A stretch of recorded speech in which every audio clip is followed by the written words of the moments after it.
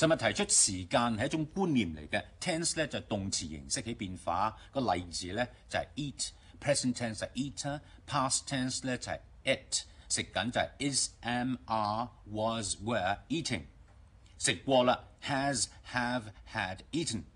咁講將來點咧？最普通嘅方法咧就係講 will eat 或者 shall eat。will 同 shall 咧就係所謂輔助動詞，本身係冇意思嘅。主要嘅動詞咧始終都係 eat。你睇下係咪同 present 嗰個一樣啊？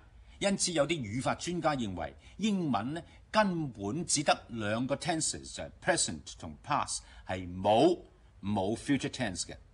嗱，咁一講咧，好多學生甚至先生會大吃一驚，因為傳統嘅教法咧都話有 future tense， 但係呢個傳統教法呢一個大弊病就好多學生一講將來嗰陣時候咧係咁攬住個 will 同 shall 唔放，殊不知講將來嘅事咧可以用 present， 亦都可以用 past tense， 有陣時甚至係應該嘅添。